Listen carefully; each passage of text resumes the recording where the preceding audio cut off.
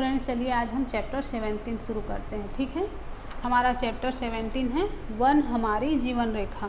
मतलब वन क्या है? हमारी जीवन रेखा है, मतलब लाइफ लाइन है। अगर वन ही नहीं रहे तो हम अपने जीवन की कल्पना नहीं कर सकते, है ना।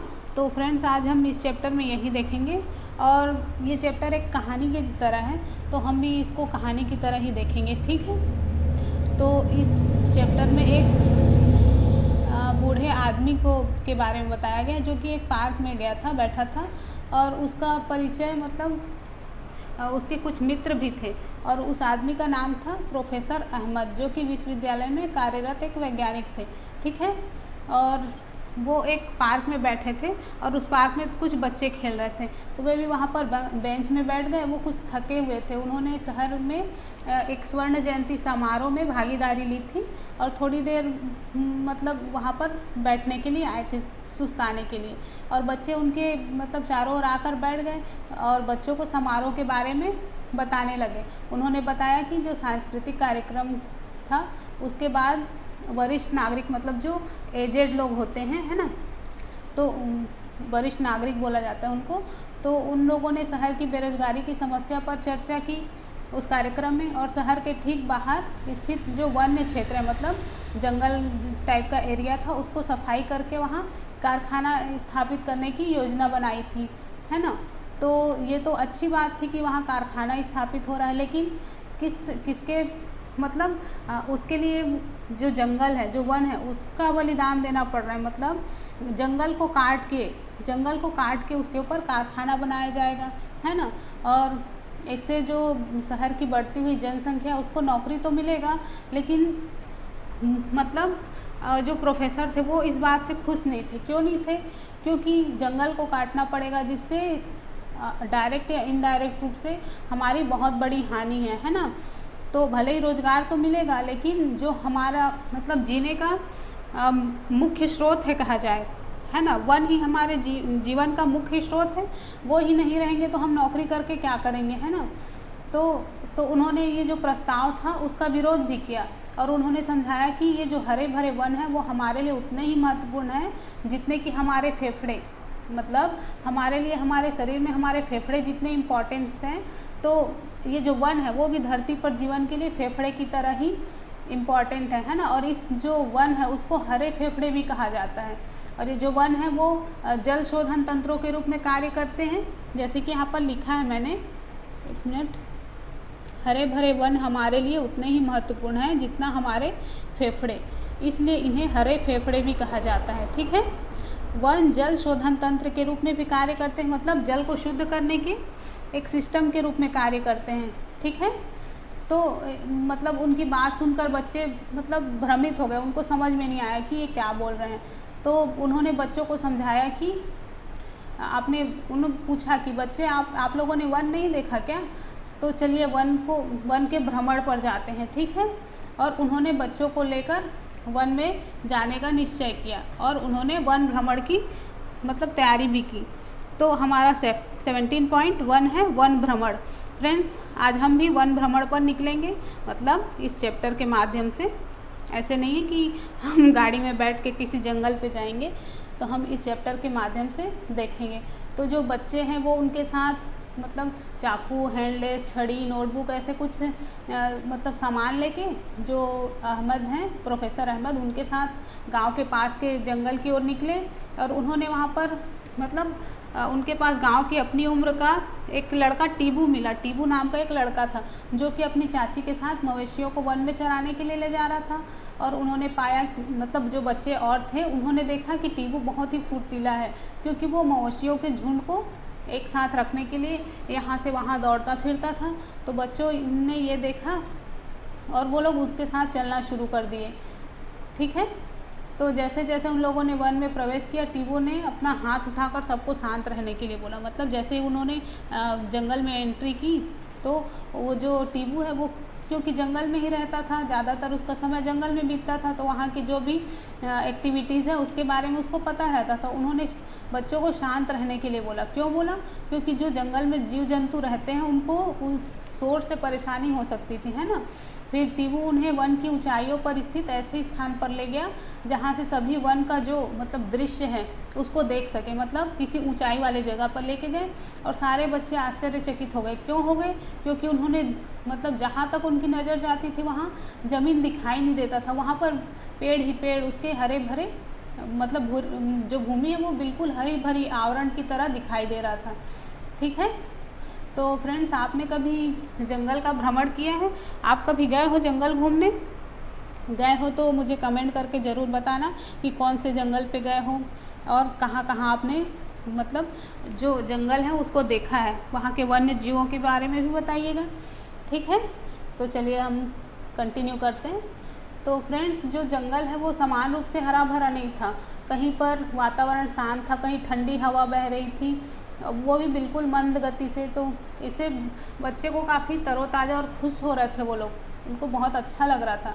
आपको भी लगा होगा जब आप गए थे। तो फिर वो लोग नीचे उतरने लगे और नीचे आते समय बच्चों को जो पक्षी हैं मतलब वहाँ पर जो चिड़िया है उनके चहचहाने की आवाज़ और जो बड़े बड़े वृक्ष हैं उनकी शाखाओं पर बैठे हुए थे और बच्चों की जो शोर है उसको सुनकर मतलब चिड़िया और तेज़ आवाज़ में चहचहाने लगी। तो टीबू ने उन्हें बताया कि क्योंकि वो वहाँ की सामान्य घटना थी और बच्चे ये नहीं जानते थे और टीबू जो है वो जंगल में हमेशा आना जाना करता था तो उसको पता था। तो उन्होंने बच्चों को बताया कि आप लोगों की उपस्थिति के कारण मतलब आप लोग यहाँ हो इसलिए कुछ बंदर हैं जो भी पेड़ पौधों पर ऊंची ऊंची शाखाओं पर चढ़ गए थे, उनको देख के है ना चिड़िया चहचहाने लगी थी, जिससे वहाँ पर जो पक्षी विश्राम कर रहे थे वो अशांत हो गए थे।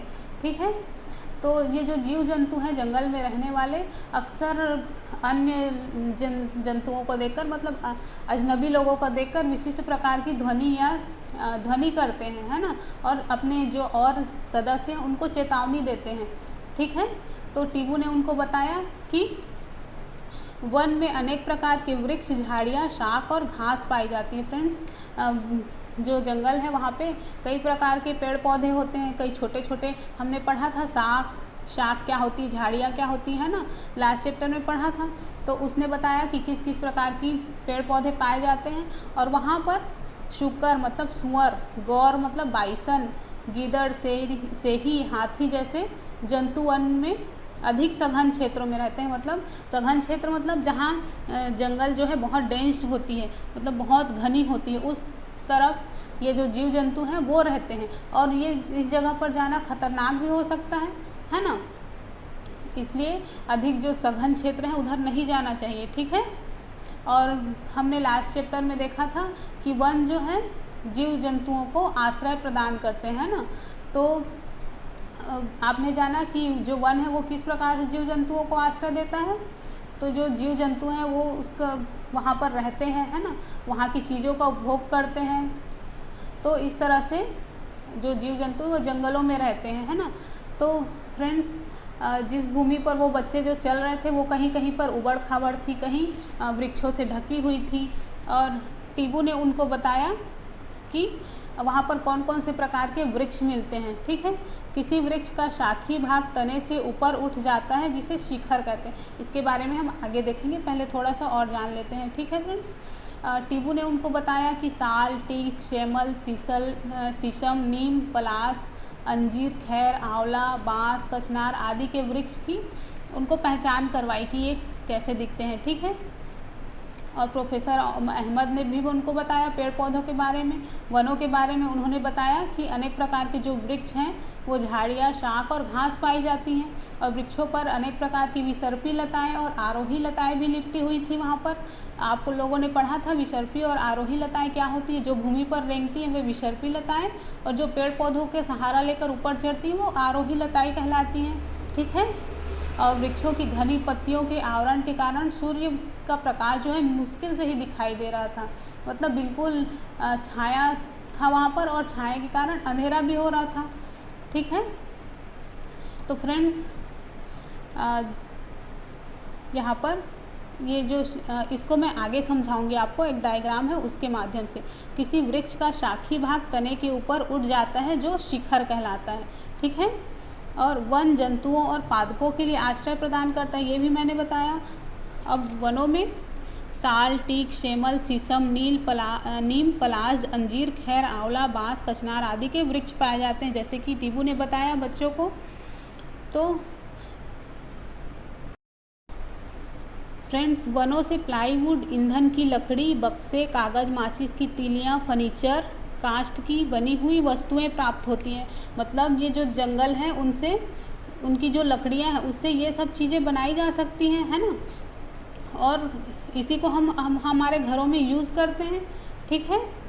और जैसे कि आप लोग जानते हो कि गोंद, तेल, मसाले, जंतुओं का चारा, औषधि पादप मतलब जड़ी बूटियाँ वनों से प्राप्त उत्पाद हैं। मतलब ये वन से ही प्राप्त होते हैं हमको।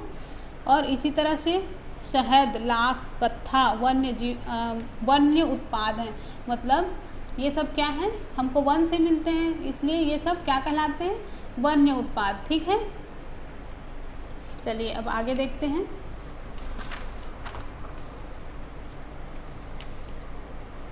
फ्रेंड्स, ये जो वन है, प्रोफेसर जो अहमद है, उन्होंने बताया कि जो प्रकृति में वृक्ष पर्याप्त मात्रा में बीज उत्पन्न करते हैं। मतलब वृक्षों से बीज उत्पन्न होते हैं। किस तरह से उत्पन्न होते हैं, हमने लास्ट चैप्टर में ही पढ़ा था। जो फर्टिलाइजेशन है, मतलब पादपों में जनन, उसमें देखा था कि बीज किस प्रकार से बनता है। तो वन की भूमि अनेक अंकुरण और नवोद्भिद पौधों में के विकसित होने के लिए अनुकूल परिस्थितियां प्रदान करती हैं। वहाँ पर ऐसी परिस्थिति होती है जिससे कि जो बीज है वो अंकुरित होकर नया पौधा बन सकता है।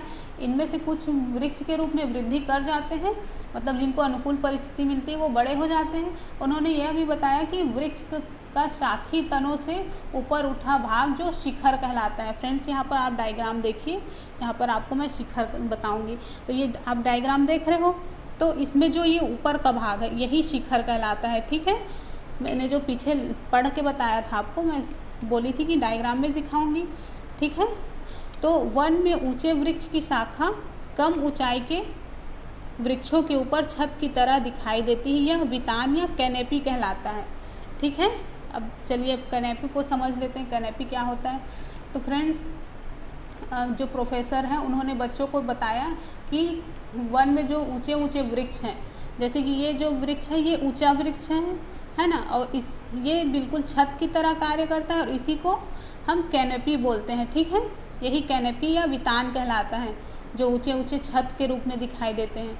वृक्षों के शिखर की आकृति और आमाप में परस्पर भिन्न होते हैं। इसी कारण किसी वन में विभिन्न ऊंचाइयों पर क्षैतिज परतें बनी होती हैं, जिन्हें अधोतल कहते हैं। फ्रेंड्स, यहाँ पर आप देख रहे हो ये ऊंचे ऊंचे पेड़ हैं, है ना, तो जिनको शिखर कहते हैं। और फिर ये जो छत की तरह हो जाते हैं जिनको वितान या कैनेपी बोलते हैं। और इसके नीचे जो छोटे छोटे वृक्ष होते हैं ये अधोतल के वृक्ष कहलाते हैं, ठीक है। तो समझ में आया आपको? तो हमने इतना देख लिया। आप ये डायग्राम एक बार और देख लीजिए। चलिए आगे बढ़ते हैं, क्योंकि चैप्टर थोड़ा लंबा है तो थोड़ा जल्दी करना चाहिए हमको। फ्रेंड्स, आप ऐसे किसी अगर उद्यान में भी गए हो जहाँ पर देखा होगा आपने इस तरह से पेड़ पौधों को, है ना, तो पहले तो इतना डिटेल में नहीं जानते थे कि वितान क्या होता है, कैनोपी क्या होता है। तो ये हमने अब जान लिया, है ना। तो प्रोफेसर अहमद ने उनको बताया कि जो वृक्ष हैं वो आकार और आमाप में, मतलब आकृति उनकी अलग अलग होती है, उनकी आमाप भी अलग अलग होती है ना। और उनकी, जैसे कि आप देख रहे हो इसमें पेड़ पौधे बिल्कुल अलग अलग टाइप से दिख रहे हैं। तो उन्होंने समझाया कि सब अलग अलग होते हैं, भिन्न भिन्न होते हैं, ठीक है। और विभिन्न ऊंचाइयों पर क्षैतिज परतें बनी होती हैं, इन्हें अधोतल कहते हैं। ये जो इसी को मैंने बताया अधोतल, ठीक है। और विशाल और ऊंचे वृक्ष शीर्ष परत बनाते हैं। ये जो परत है ये शीर्ष परत बनते हैं, ठीक है। इनके नीचे की झाड़ियाँ और ऊंची घास की परतें होती हैं, जिनके नीचे, मतलब सबसे नीचे की परत शाख कहलाती, मतलब बिल्कुल जो छोटे छोटे पौधे होंगे उनको शाख बोलेंगे। हमने पिछले चैप्टर में जाना था शाख क्या होते हैं। तो फ्रेंड्स, क्या सभी वन में सभी प्रकार के वृक्ष पाए जाते हैं? नहीं। हमने लास्ट में पढ़ा भी था कि अलग अलग प्रकार, वर्षा वन में अलग प्रकार के वन होंगे, पहाड़ी क्षेत्र में अलग प्रकार के, रेगिस्तानी क्षेत्र में अलग प्रकार के पेड़ पौधे पाए जाएंगे, है ना। तो उसी तरह जहाँ पर जैसी जलवायु होती है तो मतलब जो जलवायु परिस्थिति होती है उसी के कारण वृक्ष और अन्य प्रकार के जो पादप किस्में हैं उनमें भिन्नताएं पाई जाती हैं, ठीक है। और उसी के अनुसार वहाँ की जीव जंतु और वहाँ की जंतुओं की विभिन्न प्रकार पाए जाते हैं, ठीक है फ्रेंड्स। जो बच्चे थे उन्होंने मतलब कुछ बच्चों ने झाड़ियों और शाखों पर पुष्पों मतलब फूलों पर मंडराने वाली खूबसूरत तितलियों को देखा, ठीक है। और उन्होंने झाड़ियों के नज़दीक जाकर देखने का प्रयास किया। ऐसा करते समय उनके बालों और वस्त्रों पर कुछ बीज चिपक गए, है ना। कुछ झाड़ियाँ थी जिनमें बीज लगे हुए थे जो उनके कपड़ों पर चिपक गए। हमने लास्ट में देखा था कि जो पेड़ पौधे हैं उनका प्रकीर्णन किस प्रकार होता है, उसमें हमने देखा था कि जो हुक वाले बीज होते हैं वो चिपक जाते हैं। तो बच्चों को जो वृक्ष की छाल थी, पौधों की पत्तियां और वन की भूमि पर सड़े गले क्षयमान पत्तियों पर अनेक कीट मकड़ियाँ, गिलहरियाँ, चींटी और छोटे जीव जंतु भी दिखाई दिए। तो अब हम देखेंगे कि क्षयमान पदार्थ क्या होता है, ठीक है। क्षयमान पदार्थ मतलब जो पेड़ पौधे सड़ गल के क्षयित हो जाते हैं, मतलब जो सड़ गल के खाद बनने के प्रोसेस में होते हैं, उसी को क्षयमान पदार्थ बोला जाता है, ठीक है। और ये क्षयमान पदार्थ गर्म और आर्द्र होते हैं, ठीक है फ्रेंड्स। जो वन की भूमि है उसके सतह गहरे रंग के दिखाई देते हैं और वह सूखी और क्षयमान पत्तियों, फलों, बीजों और टहनियों के छोटे छोटे शाखों से ढकी हुई होती हैं, ठीक है। और ये जो पत्ते हैं पेड़ के वो ज़मीन में गिरते हैं तो वो क्षयित हो जाते हैं, मतलब वो खाद बनने की प्रोसेस शुरू हो जाती है उनमें। और ये जो पदार्थ हैं वो गर्म और आर्द्र होते हैं। क्यों होते हैं? क्योंकि वहाँ पर कुछ वायवीय अवायवीय जीवाणुओं के द्वारा उसका डिकम्पोजिशन किया जा रहा होता है, इसीलिए, ठीक है। तो फिर वहाँ पर जो बच्चे गए थे उन्होंने कुछ बीज, फूल, पत्तियाँ एकत्रित कर ली और जैसे ही वो लोग मतलब आगे चलना शुरू किए वन की भूमि पर सूखी पत्तियों पर चलना, तो उनको ऐसे लगा जैसे वो किसी गलीचे पर चल रहे हों, किसी स्पंज के या किसी गद्दे पर चल रहे हो। तो ऐसा किस लिए उनको लगा? क्योंकि जो पत्ते वगैरह गिरे थे उनकी काफ़ी मोटी परत जमी हुई थी, है ना। वहाँ पर कोई झाड़ू लगाने वाला तो जाता नहीं है, इसलिए, ठीक है। तो फ्रेंड्स हम जानते हैं कि वन में बहुत सारे वृक्ष हैं। यदि हम कारखाने के लिए कुछ वृक्षों को काट दें तो क्या फ़र्क पड़ेगा? तो उसमें से किसी बच्चे ने प्रोफेसर से पूछा, तो प्रोफेसर ने उनको बताया कि तुमने स्वपोषी और परपोषी और मृतपोषी के बारे में पढ़ा है। फ्रेंड्स हमने पढ़ा था, फर्स्ट चैप्टर में ही पढ़ा था, है ना। स्वपोषी, परपोषी और मृतपोषी क्या होता है ना। तो ये जो पेड़ पौधे हैं वो अपना भोजन स्वयं बनाते हैं, है ना। और सभी जंतु चाहे वो शाकाहारी हो या मांसाहारी हो और मतलब फाइनली वो भोजन के लिए पादपों पर ही डिपेंड होते हैं, जो कि जीव का जो शाकाहारी जीव है ये पेड़ पौधों को भोजन के रूप में ग्रहण करते हैं। और इन जो जीव हैं उनको, जो शाकाहारी जीव हैं उनको अक्सर अन्य उनसे बड़े जीव जो हैं वो भोजन के रूप में ले लेते हैं, है ना। इस प्रकार यह क्रम चलते रहता है, ठीक है। फ्रेंड्स मैंने ये वाला लाइन आपको नहीं समझाया। विभिन्न जलवायु परिस्थितियों के कारण वृक्षों और अन्य प्रकार के पादपों की किस्मों में विभिन्नताएं पाई जाती हैं। जैसे कि मैंने बताया था कि जिस प्रकार से जहाँ की जलवायु होगी उसी प्रकार से वहाँ पर पेड़ पौधे और जीव जंतु पाए जाएंगे। यही इसका जलवायु परिस्थिति का मतलब है, ठीक है। तो हम ये जान रहे थे कि जो पेड़ पौधे हैं उनको शाकाहारी जीव जंतु खाते हैं और शाकाहारी जीवों को मांसाहारी जीव जंतु खाते हैं, है ना। तो यह जो प्रोसेस है वो चलता रहता है। जैसे कि उदाहरण के लिए हम देखते हैं घास कीटों द्वारा खाया जाता है जिन्हें मेंढक खा लेते हैं। मतलब ये जो कीट है वो शाकाहारी हुए और मेंढक है वो मांसाहारी हुए। अब ये मेंढक को सर्प खा लेता है, इससे खाद्य श्रृंखला कहा जाता है, ठीक है। ये जो एक चैन चल रही है इसी को खाद्य श्रृंखला या फूड चैन कहते हैं, ठीक है। तो घास को कीट खाएगा, कीट को मेंढक, मेंढक को सर्प और सर्प को उकाब मतलब गरुड़ खाएगा, ठीक है। तो यही क्या कहलाता है, यही खाद्य श्रृंखला कहलाता है। ठीक है फ्रेंड्स। और जंगल में अनेक प्रकार की खाद्य श्रृंखलाएं पाई जाती हैं। ऐसा नहीं है कि सिर्फ घास को कीट ही खाएंगे, घास को हिरण भी खा सकता है, गाय भी खा सकती है, बकरी भी खा सकती है, और कीट को सिर्फ मेढक खाएंगे ऐसे नहीं है। कीट को मतलब और उससे बड़े जीव जंतु हैं वो भी खा सकते हैं, चिड़िया भी खा सकती है कीड़े को, और मेंढक को सर्प भी खा सकता है, और कुछ ऐसे जीव जंतु भी होते हैं जो उनको खा सकते हैं। ठीक है। तो ये जो अनेक प्रकार की खाद्य श्रृंखलाएं पाई जाती हैं, और सभी जो खाद्य श्रृंखलाएं वो परस्पर संबद्ध होती हैं, मतलब एक दूसरे से जुड़ी होती हैं। तो फ्रेंड्स, यदि किसी एक खाद्य श्रृंखला में कोई विघ्न पड़ता है तो पूरी श्रृंखला प्रभावित होती है। मतलब वन का जो प्रत्येक भाग है वो एक दूसरे पर डिपेंड होता है। यदि हम वन के किसी एक घटक को, जैसे वृक्ष को अलग कर दें, तो इससे अन्य सभी घटक प्रभावित होते हैं। क्यों? क्योंकि अगर मान लो घास ही नहीं रहेंगे तो कीट क्या खाएंगे, और कीट के लिए खाने के लिए कुछ नहीं रहेगा तो मेंढक क्या खाएगा। इस तरह से अगर एक घटक को हम हटा देते हैं तो सारे घटक उससे प्रभावित होने लगते हैं। ठीक है। अब प्रोफेसर जो अहमद हैं उन्होंने बच्चों से जो वन भूमि है उसकी सतह से पत्तियों को उठाकर उनको हैंड लेंस से देखने के लिए कहा। हैंड लेंस हमने प्रकाश वाले चैप्टर में पढ़ा था, हैंड लेंस या आवर्धक लेंस बोलते हैं जिसको। तो उसी से देखने के लिए बोला। उन्होंने 6 मान पत्तियों पर नन्हे मशरूम दिखाई दिए। मशरूम मतलब जो कवक होते हैं वो दिखाई दिए उन्हें। नन्हे कीट मतलब कीड़े, मिलीपीड्स, चींटी और बहुत सारी जो कीड़े मकोड़े हैं वो दिखाई दिए। उन्हें आश्चर्य हो रहा था कि वो जीव कहाँ, मतलब वहाँ कैसे रहते हैं, है ना। तो प्रोफेसर ने उनको समझाया कि आसानी से देखे जा सकने वाले इन जीवों के अतिरिक्त यहाँ अनेक और जीव हैं जिनको सूक्ष्म जीव कहते हैं। ठीक है।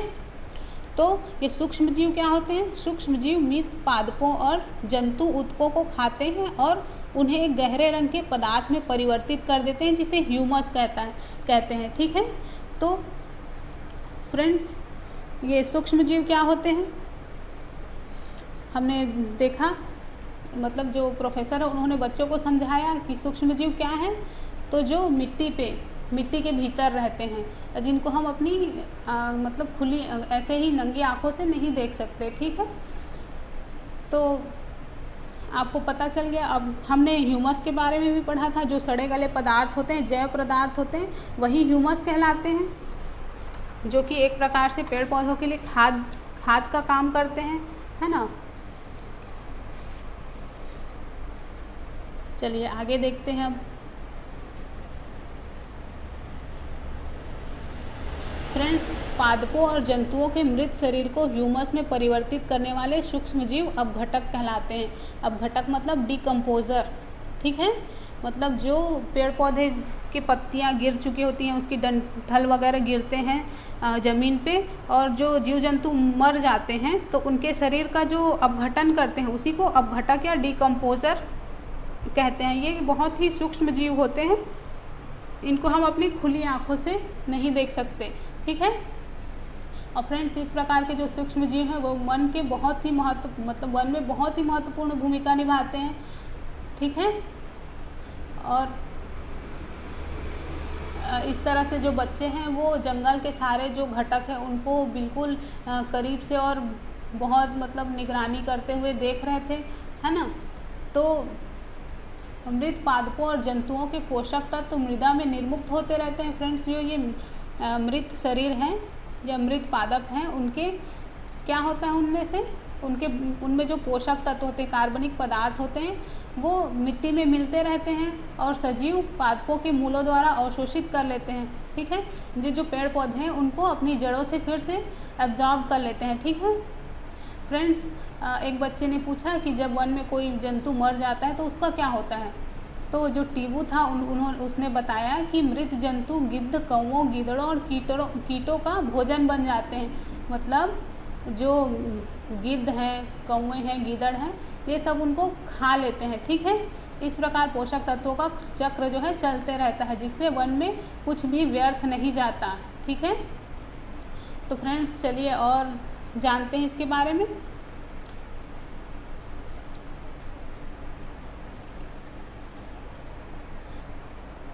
फ्रेंड्स, जो प्रोफेसर अहमद हैं उन्होंने बच्चों को फिर से समझाया कि वनों को हरे फेफड़े क्यों कहा जाता है। तो उन्होंने बताया कि जो पेड़ पौधे हैं वो प्रकाश संश्लेषण के प्रक्रम द्वारा ऑक्सीजन निर्मुक्त करते हैं। इस प्रकार जंतु मतलब पादप जंतुओं के श्वसन के लिए ऑक्सीजन उपलब्ध कराने में सहायक होते हैं। मतलब वो जो ऑक्सीजन छोड़ते हैं वो उसी को तो हम ग्रहण करते हैं ना, तो वे वायुमंडल में ऑक्सीजन और कार्बन डाइऑक्साइड का संतुलन को इसी तरह से बनाए रहते हैं, इसीलिए वनों को हरे फेफड़े कहा जाता है। ठीक है, यहाँ पर लिखा है पादप जंतुओं के श्वसन के लिए ऑक्सीजन उपलब्ध कराने में सहायक होते हैं। वे वायुमंडल में ऑक्सीजन और कार्बन डाइऑक्साइड के संतुलन को बनाए रखते हैं, इसीलिए वनों को हरे फेफड़े कहा जाता है। जैसे कि हमने फर्स्ट लाइन में ही पढ़ा था हरे फेफड़े। तो आप यहाँ पर देख सकते हो कि जो ऑक्सीजन का चक्र है वो किस तरह से चलता है। ठीक है, तो यहाँ पर पेड़ पौधे जो है ऑक्सीजन मुक्त करते हैं जिसको जंतु ग्रहण करते हैं। अब जंतु कार्बन डाइऑक्साइड मुक्त करते हैं जिसको पादप मतलब पेड़ पौधे ग्रहण करते हैं। इस तरह से ऑक्सीजन और कार्बन डाइऑक्साइड का संतुलन बना रहता है और ये चक्र जो है निरंतर चलता रहता है। चलिए अब आगे देखते हैं। तो फ्रेंड्स, आपने जल चक्र के बारे में पढ़ा था। तो वृक्ष जो है अपनी जड़ों से जल को अवशोषित करते हैं और वाष्पोत्सर्जन द्वारा जल वाष्प निर्मुक्त करते हैं। हमने कई बार ये ये पॉइंट जो है कई बार पढ़ा है हमने। तो फ्रेंड्स, यदि वृक्षों की संख्या कम होती तो जल चक्र किस प्रकार प्रभावित होता। तो फ्रेंड्स, जो वन है केवल पादपों और जंतुओं को आवास ही नहीं देते, वन क्षेत्र में अनेक मानव समुदाय भी रहते हैं। इनमें से कुछ विभिन्न जनजातियों के हो सकते हैं।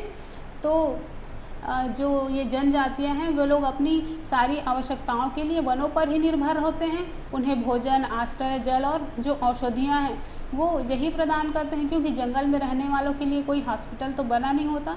तो ये जो जंगल की औषधियाँ हैं उन्हीं को पहचान कर उससे दवाई के रूप में काम में लेते हैं। ठीक है, तो वन क्षेत्र में रहने वाले ये लोग वहाँ के अनेक औषधि पादपों के बारे में भी जानते हैं, है ना। उनको बिल्कुल पता होता है कि कौन सी बूटी जो है या कौन सी जड़ जो है हमारे लिए काम में आएगी।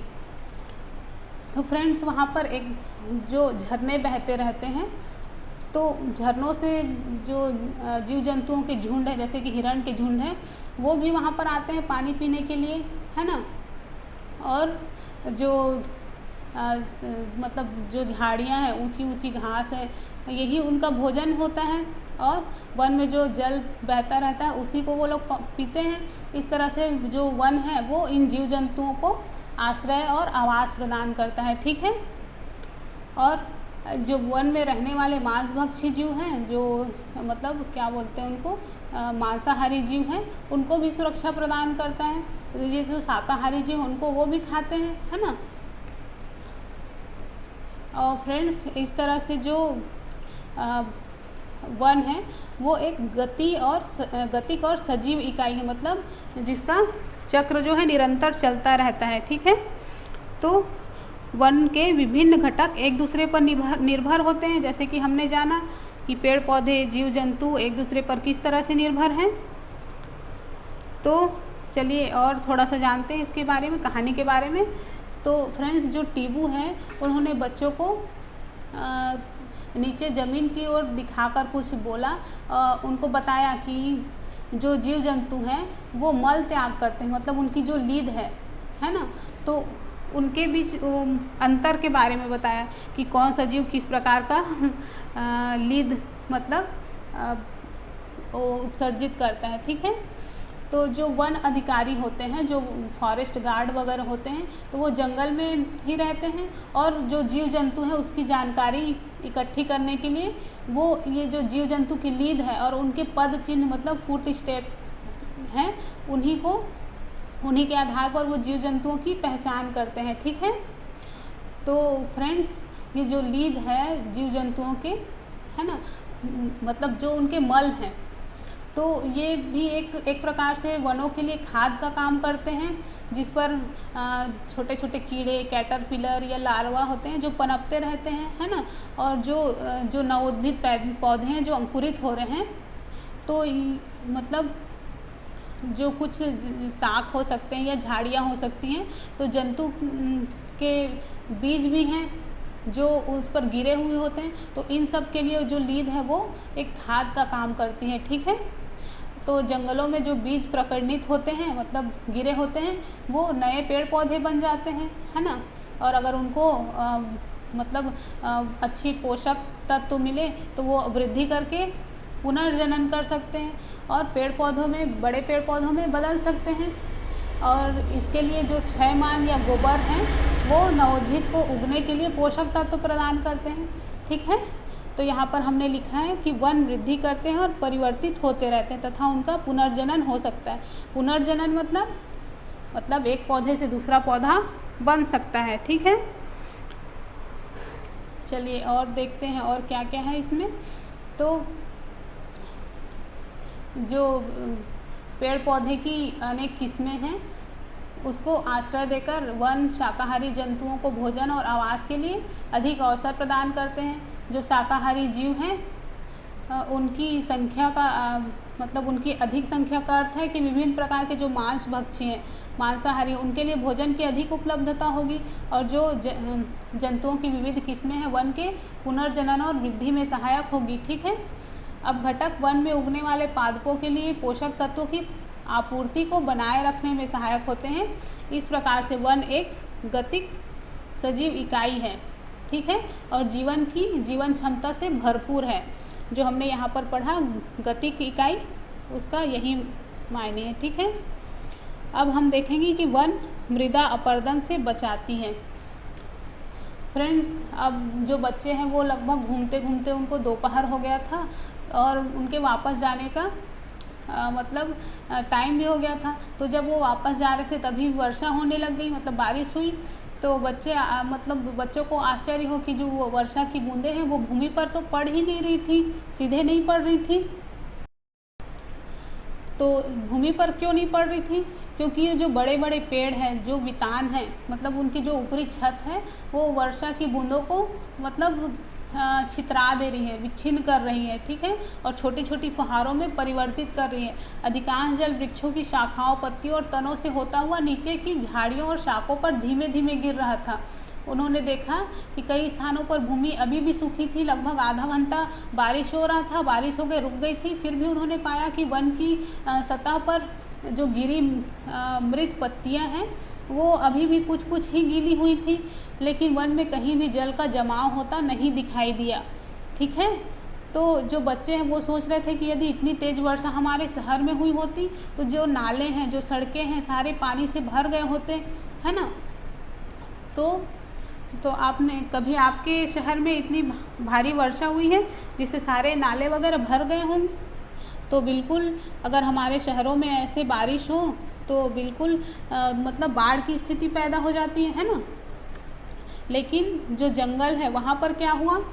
तो बच्चों ने देखा कि बारिश की बूंदें जो धीरे धीरे ज़मीन पर आ रही थी और इसी तरह से जो वन है वो मृदा अपरदन से बचाती हैं, भूमि के कटाव को रोकती हैं, ठीक है।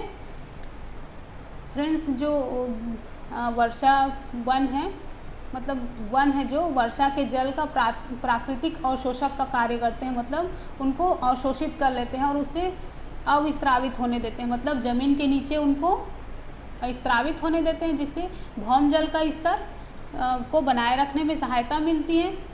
वन न सिर्फ बाढ़ों को नियंत्रित करने में सहायक होते हैं बल्कि नदियों के जल के प्रवाह को बनाए रखने में भी सहायक होते हैं, जिससे हम जल की सतत आपूर्ति मिलती रहती है। और इसके ठीक उल्टे यदि वृक्ष ना हो तो वर्षा जल सीधे भूतल पर गिरकर आसपास के क्षेत्रों में भर सकता है और तेज़ वर्षा मृदा की ऊपरी उपजाऊ परत को भी क्षति पहुंचा सकती है। तो वृक्ष और जो पेड़ पौधों के मूल हैं, उनकी जो जड़ें हैं, मृदा को एक साथ बांधे रखती हैं, लेकिन उनके अनुपस्थिति में मृदा जल वर्षा के साथ बह जाती है, जिसको क्या कहते हैं? उसी को मृदा का अपरदन कहते हैं, ठीक है। तो फिर इस तरह से जो बच्चे हैं उनको लौटने का टाइम हो गया और बच्चों ने काफ़ी समय जंगल में बिताया, वहाँ मौज मस्ती की, वहाँ का माहौल देखा और उसके पास में ही एक गांव था।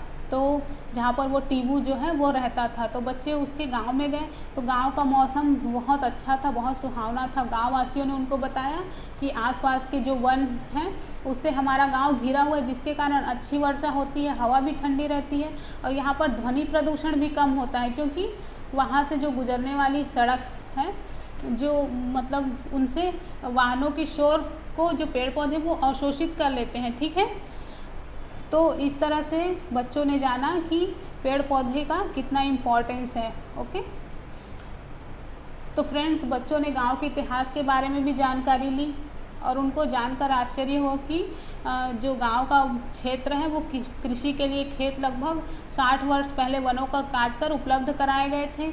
और जो टीबू है उसके दादाजी ने बताया बच्चों को कि जब वो छोटे थे तब गांव का क्षेत्र इतना बड़ा नहीं था जितना कि आज है।